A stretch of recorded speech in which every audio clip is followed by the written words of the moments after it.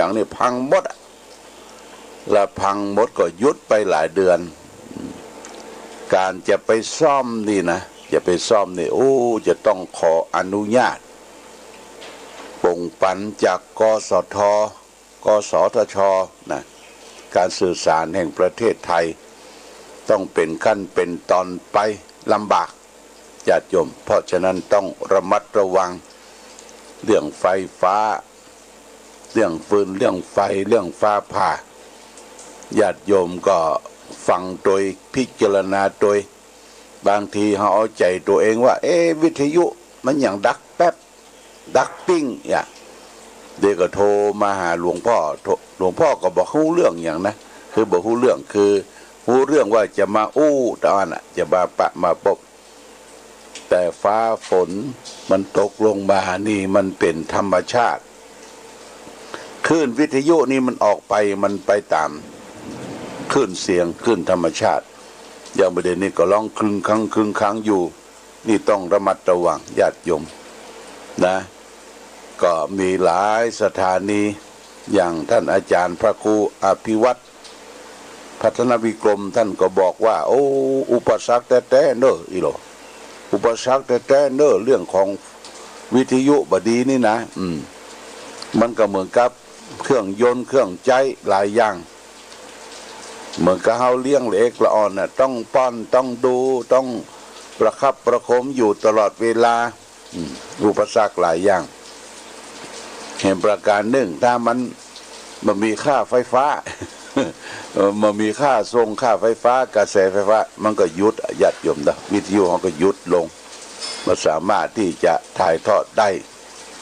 อันนี้ก็แจ้งญาติโยมท่านสาธุชนทั้งหลายฟ้าครึกฟ้าคะนองก่อนโบราณที่การมาเมื่อวิทยาศาสตร์บักเจริญนะเขาก็กลัวเนอะกลัวสิ่งใหญ่ๆญาติโยม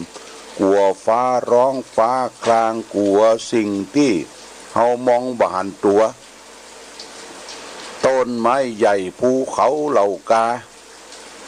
นี่อย่างเขาได้ศึกษาได้ห้ามได้เรียนว่าภูเขาหิมาลัยป่าหิมพานต์เนี่ยก้อนไผ่บ่เคยขึ้นไปได้ญาติโยมเขาก็ว่าจังบนนั่นน่ะ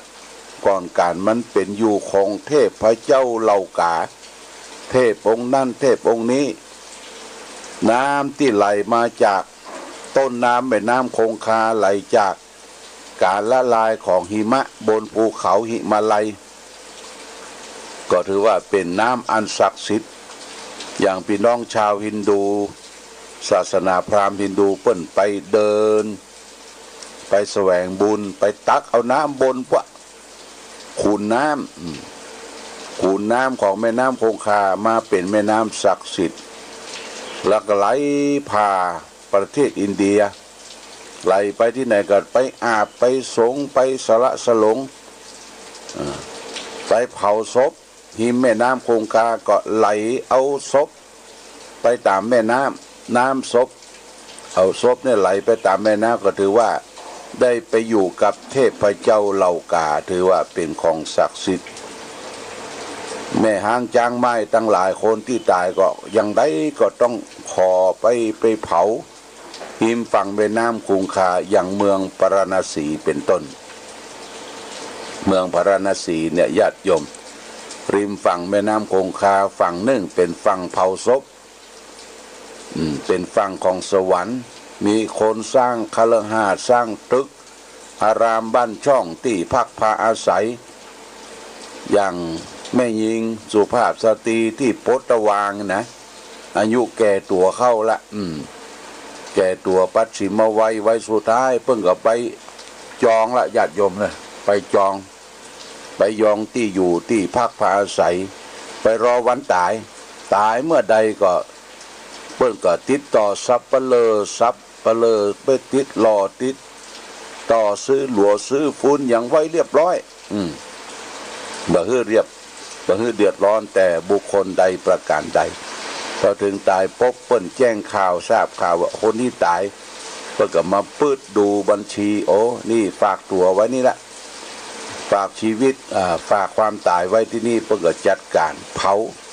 ตายวันนั้นเปิ้นเผาวันนั้นญาติโยมนะพี่น้องชาวฮินดูศาสนาพราหมณ์นี่เปิ้นบ่เก็บศพไว้ตายวันนั้นเอาเผาวันนั้นเผาได้เกิงได้กลางก็เอาลงเคาะทำความสะอาดลงแม่น้ำคงคามันก็ไหลปะหล่องไปแล้วไปเกยตื้นแห่งฝั่งหนึ่งเรียกว่าฝั่งนรกฝั่งนั้นบ่มีคนอยู่มันเป็นฝั่งเป็นหาดศพทั้งหลายก็ไปเกยมีหมามีสุนัขมีแห้งมีกาไปซักกินศพไปเสาะกินศพนี่ฝั่งหนึ่งเนี่ยญาติโยมนี่ก็คือเรื่องของความกลัวของคนเฮากลัวฟ้าร้องครวญครางกลัวสิ่งใหญ่ๆเมื่อเฮากลัวเฮาบ่หันตัวเนี่ยพระพุทธเจ้าได้อุบัติเกิดขึ้นในโลกเพิ่นได้ใช้สติพิจารณาตรัสรู้ว่าสิ่งเหล่านั้นมันเป็นธรรมะมันเป็นธรรมชาติทั้งหมดนั้นคือธาตุดินน้ำลมไฟวิญญาณธาตุอากาศธาตุสรุปแล้วอยู่ในตัวตนคนเฮาหมดถ้าเฮารู้ศึกษาในตัวเองตัวเก่ารู้แจ้งเห็นจริงในตัวเองตัวเก่าแยกธาตุออกเป็นส่วนเอามันก็มีอย่างญาติโยมมันมีสิ่งที่จะพึงกลัวเขากลัวต่อสิ่งเหล่านั้นเพราะมันบ่หันตัวญาติโยมเขาก็เชื่อไปตามที่มันบ่หันตัวนะสิ่งลึกลับกลัวความมืดกลัวต้นไม้ใหญ่กลัวภูเขาเหล่ากากลัวถ้ำกลัวสิ่งที่มันบ่หันตัวญาติโยมกลัวผีพูดผีปีศาจต่างๆที่จริงตัวเฮานี่ก็บ่กลัวตัวเก่าแต่ตัวเก่านี่ก็กินซากศพซากผีซากงัวซากควายซากหมูซากเป็ดซากไก่เอาไปทะถมอยู่ในร่างกายเนี่ยโอ้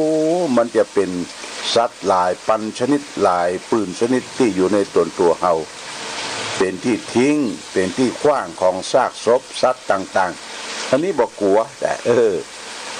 ญาติโยมเมื่อพิจารณาตามหลักของสัจธรรมคำสอนขององค์พระชินวรสัมมาสัมพุทธเจ้า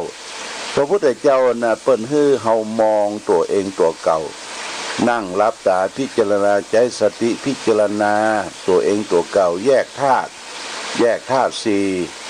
แยกขันธ์ห้ารูปเวทนาสัญญาสังขารวิญญาณออกเป็นส่วนแล้วตัวเฮาก็หนาหายไปมันหายไปที่ไหนถ้ามารวมตัวเฮาก็เป็นรูป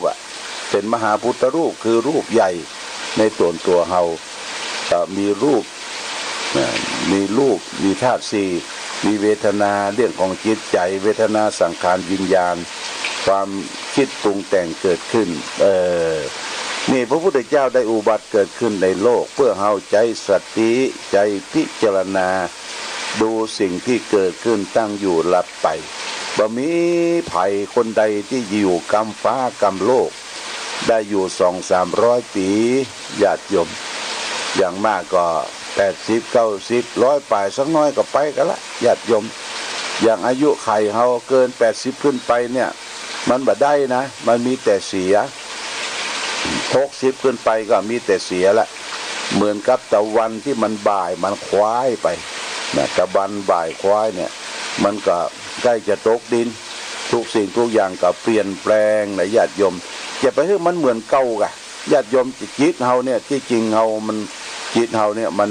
นเหมือนเก่าแต่ร่างกายมันเปลี่ยนแปลงไปเกิดขึ้นตั้งอยู่ดับไปเป็นอนิจจังทุกขังอนัตตาอนิจจังก็คือสภาพบ่เที่ยงสิ่งใดบ่เที่ยงสิ่งนั้นเป็นทุกข์เป็นทุกข์เพราะกินเพราะอยู่เพราะดำเนินชีวิตเนี่ยอย่างใดจะให้ร่างกายที่มันบ่เที่ยงเนี่ยคงทนถาวรอยู่ได้สิ่งใดที่มันเป็นทุกข์สิ่งนั้นก็บ่ใช่ตัวใช่ตนน่ะบ่เกิดขึ้นตั้งอยู่ดับไปเปลี่ยนแปลงอยู่ตลอดเวลาเนี่ยญาติโยมนะอันนี้ก็อย่างตัวเฮาเนี่ยโอ้ก่อนผมเคยดำเป็นคนงามคนหล่อพอแก่ตัวก็มาดำก็กลับขาวตาที่เคยยาวก็กลับสั้นแข เขี้ยวที่มันเกยมันก็ขับคอนหนังเกยตึงก็หย่อนยานไปตามกาลและเวลาญาติโยมเขี้ยวฟันก็เหมือนกันวันนั้นไปหาหมอ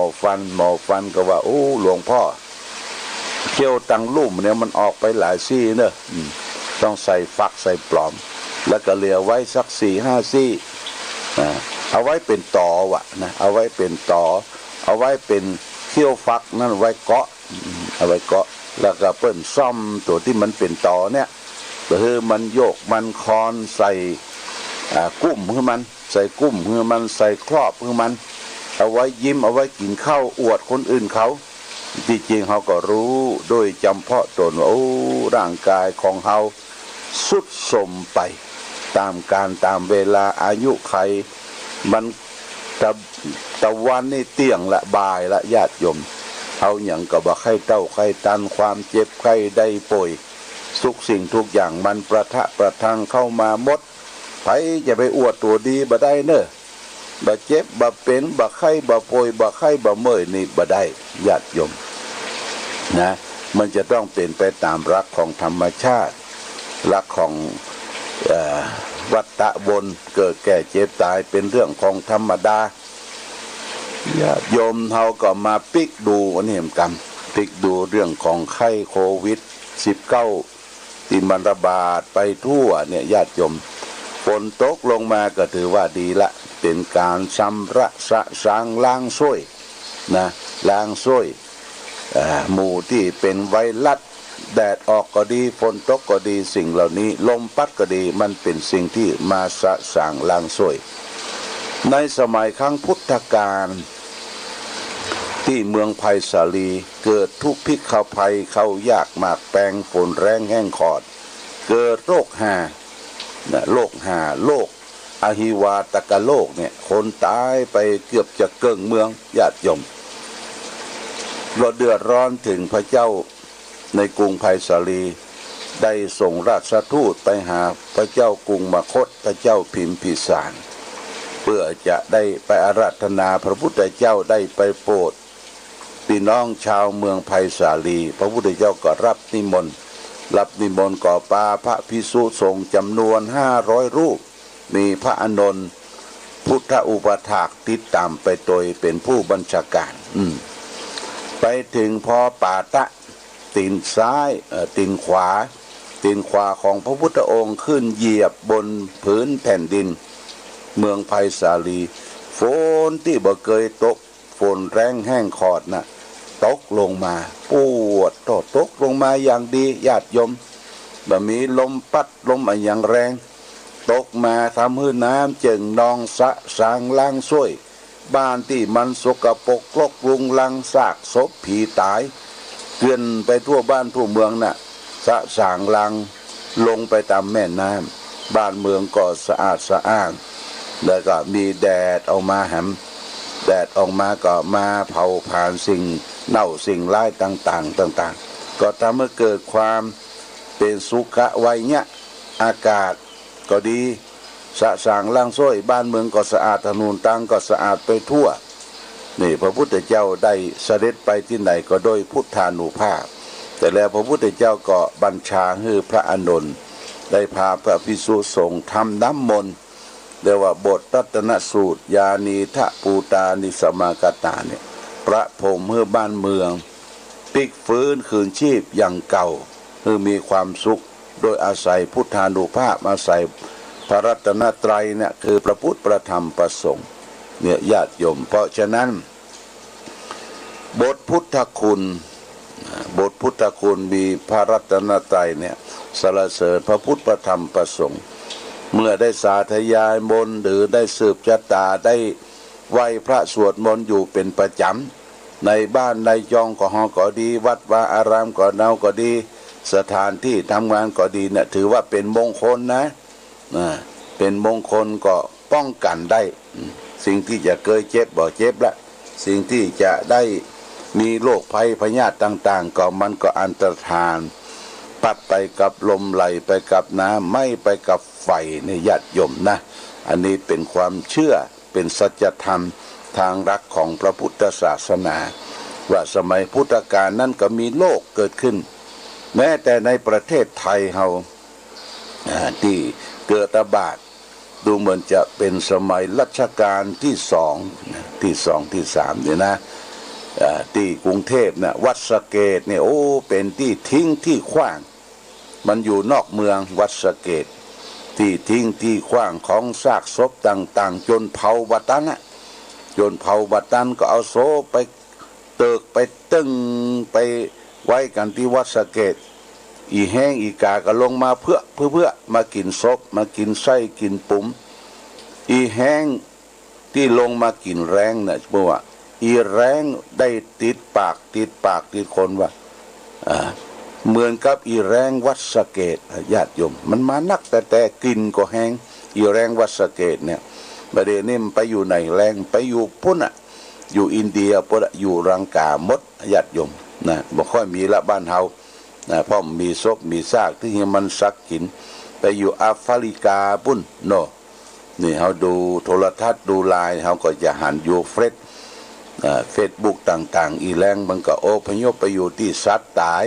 ที่คนตายนักมันไปอยู่ทางปุ้นอย่างทิเบตเนี่ยทิเบตนี่หลังคาโลกเนี่ยญาติโยมประเทศทิเบตนะเปิ้นก็เอาศพคนตายเนี่ยนะศพคนตายขึ้นไปสู่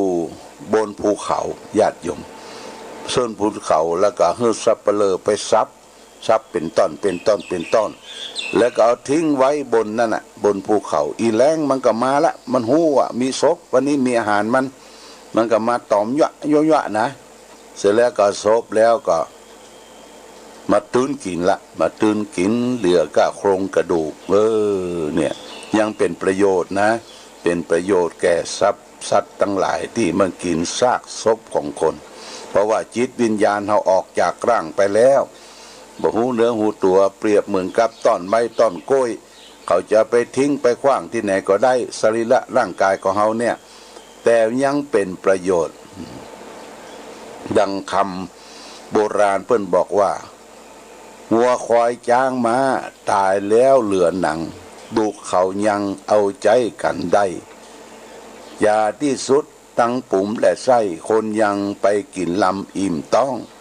มนุษย์ทั้งหลายสหายพี่น้องตายแล้วไปบอกห่วงข้องอะไรแม้แต่ดูกพวกก็จักเอาขว้างไก่กลัวจักเป็นภัยผีมาหลอกบ้านโอ้นะงัวควายจ้างมาตายแล้วก็เพิ่งยังใจประโยชน์นะใจประโยชน์ได้เพียกายอย่างกาในปุ่มในไส้เอามากินลูกกินลำหรอเขาควายเขางัวกระติ้งเขาอย่างมาไว้บ้านกะงะกะแงะจ้ะมันเป็นประกูลญาติตั้งเฮาตะไดกับหมูนะเอามาไว้แต่พ่อแม่ตายไผบ่เอาหัวกะโหลกพ่อหัวกะโหลกแม่ไว้ที่บ้านที่จองเนี่ยญาติโยมกลัวเป็นผีวะกลัวเป็นไผวะกลัวเป็นเสนียดกลัวเป็นจังไรแม้แต่ดูกขั้วเอายังขว้างไก่กลัวจักเป็นภัยผีมาหลอกบ้านญาติโยมนะอันนี้ฝากไว้เป็นหลักคิดให้เราและท่านทั้งหลายว่าทุกคนทุกท่านนั้นศึกษาตัวเองตัวเก่านักศึกษาตัวเองตัวเก่ามองดูตัวเก่าตัวเองอย่าไปมองคนอื่นล้ำไปมองคนอื่นล้ำไปก็หาความทุกข์จากคนอื่นมาใส่ตัวเก่าเป็นทุกข์ความโศกเศร้าเสียใจวันนี้จะเอาธรรมะทางสุขใจมาฝากญาติโยมเรียกว่าความเศร้าโศกที่ยิ่งใหญ่นะความเศร้าโศกที่ยิ่งใหญ่มันหมายเขาว่าจะไหนดวงใจที่เศร้าโศกอยู่เป็นนิดทุกเวลานั้นเพราะมีบาปมากบาปคือความชั่วความเสียที่คนเฮาทำลงไปไผก็ตามความเสียก็มีแต่ความเสียเกิดขึ้นในใจของผู้นั้นเพราะจิตใจเป็นหัวหน้าในการทำการพูดการคิดทุกครั้งทำบาปทำกรรมความเน่าความเสียก็จะเกิดขึ้นและก็ทวีความเละเทะเฟาะฟอนมากยิ่งขึ้นจิตใจของเขาก็หื้อแห้งผากปราศจากความร่มเย็นเหมือนกับอากาศอันแห้งแล้งในทะเลทรายอันยังก็ตามถ้าเข้ามาในดวงใจอย่างนั้นก็กลายเป็นความเศร้ากลายเป็นความเสียเ เป็นสิ่งที่เราร้อนตามกันไปหมดจะมีประโยชน์อะไรอย่างการดำเนินชีวิตอยู่ในโลกโดยสภาพแห่งจิตใจที่มักหมมไปด้วยบาปอันหนาแน่นเช่นนั้นมันเป็นภาวะอัปยศอดสูเหลือเกินถ้าคนเฮาเกิดมาเป็นคนกับเขาญาติหนึ่งก็โดยอำนาจบารมีแต่ปางก่อนแล้วมาทำลายศักดิ์ศรีของตนเสียในชาตินี้บ่ใช่เพียงแต่เพียงชาตินี้เท่าอันเพราะมันเกิดมาเพื่อทำความดีความดีของเขาสูญสิ้นไปไผลงทำความบาปตายแล้วลงเขาก็รู้สึกตัวเองหลังจากตายว่าเป็นสิ่งที่บ่ควรทำอย่างนี้จะมีแต่ความเศร้าโศกเป็นอย่างยิ่งทุกสิ่งทุกอย่างเป็นรอยบาปตามหลอกหลอนจิตใจของเขาให้เร่าร้อนสืบสิ้นกาลนานปัจฉาตัปปติ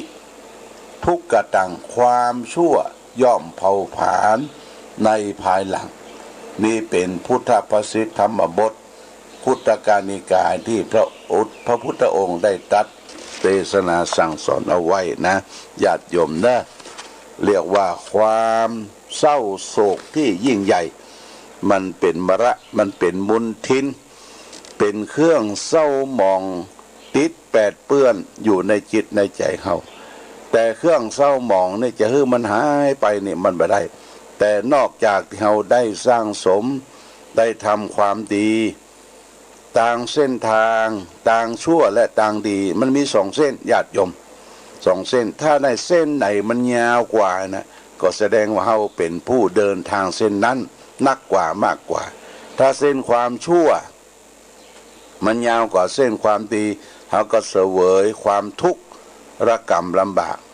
จะเป็นกรรมของเราที่ได้สะสมที่จะได้ทำใจนี้ใจกรรมต่อไปถ้าความดีเรามีอยู่สุคติโลกสวรรค์ของเราได้ทำไว้ก็จะไปสู่สุคติภพภูมิที่ดีระวังกรรมดีกรรมชั่วเป็นว่าเหมือนน้ำกับน้ำมันนะน้ำกับน้ำมันเวลาเหือใหญ่ไปคว่ำกลางทะเลก็ดีหรือเราเทน้ำมันลงในแม่น้ำน้ำมันนี่มันจะเบามันก็จะลอยบนผิวน้ำน้ำนี่มันจะหนักอยู่ตั้งลุ่มมันผสมกันบ่ได้ญาติโยมกรรมดีกรรมชั่วก็เหมือนกันเขาจะให้มันลบลายหายสูญไปบ่ได้แต่ว่าเขาจะเดินต่างเส้นไหนให้ยาวกว่า